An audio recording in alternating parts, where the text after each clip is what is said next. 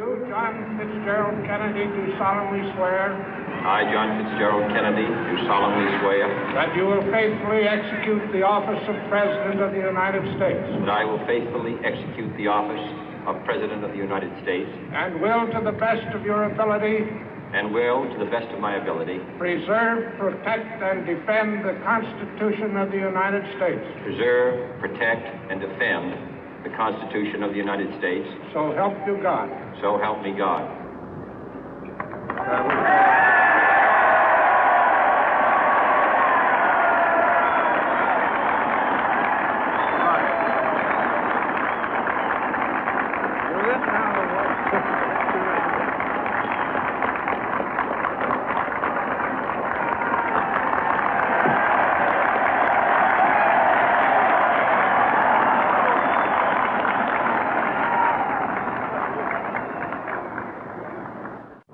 Vice President Johnson, Mr. Speaker, Mr. Chief Justice, President Eisenhower, Vice President Nixon, President Truman, Reverend clergy, fellow citizens.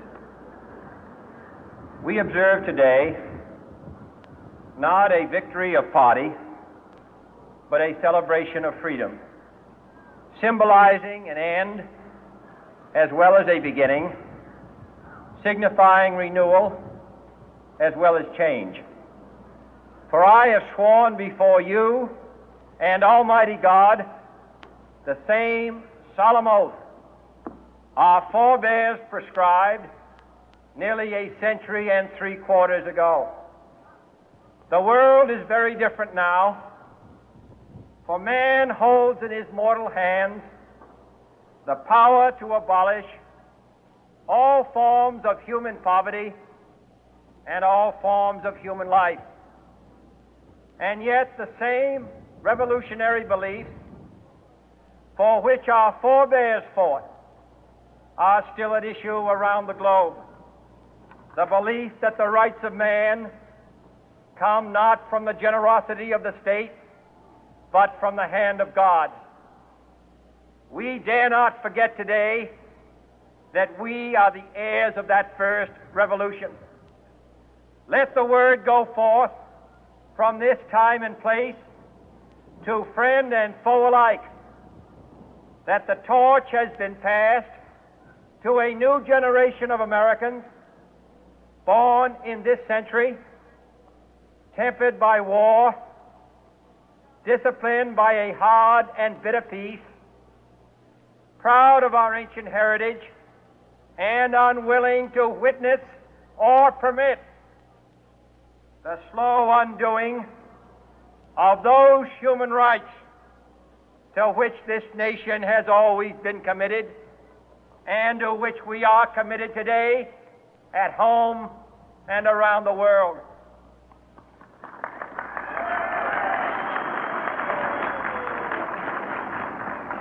Let every nation know, whether it wishes us well or ill, that we shall pay any price, bear any burden, meet any hardship, support any friend, oppose any foe to assure the survival and the success of liberty.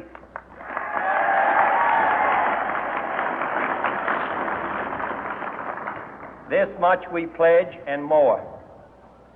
To those old allies whose cultural and spiritual origins we share, we pledge the loyalty of faithful friends. United, there is little we cannot do in a host of cooperative ventures. Divided, there is little we can do, for we dare not meet a powerful challenge at odds and split asunder. To those new states whom we welcome to the ranks of the free, we pledge our word that one form of colonial control shall not have passed away merely to be replaced by a far more iron tyranny. We shall not always expect to find them supporting our view, but we shall always hope to find them strongly supporting their own freedom, and to remember that in the past, those who foolishly sought power by riding the back of the tiger ended up inside.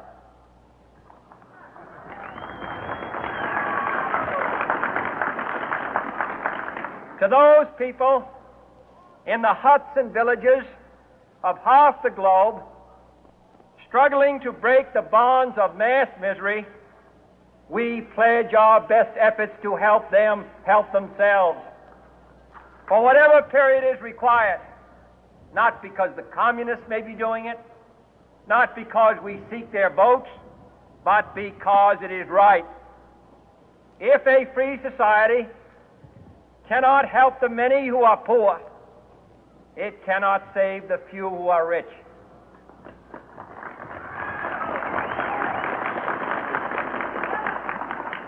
To our sister republics south of our border, we offer a special pledge to convert our good words into good deeds, in a new alliance for progress, to assist free men and free governments in casting off the chains of poverty.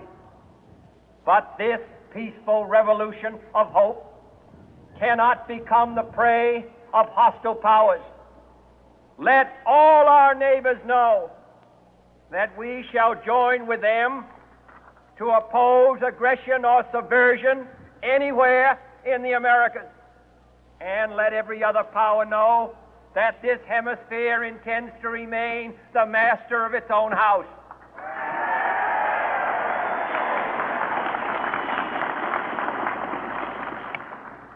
To that World Assembly of Sovereign States, the United Nations, our last best hope, in an age where the instruments of war have far outpaced the instruments of peace, we renew our pledge of support to prevent it from becoming merely a forum for invective, to strengthen its shield of the new and the weak, and to enlarge the area in which its writ may run. Finally, to those nations who would make themselves our adversary, we offer not a pledge, but a request that both sides begin anew the quest for peace. Before the dark powers of destruction, unleashed by science, engulf all humanity in planned or accidental self-destruction, we dare not tempt them with weakness, for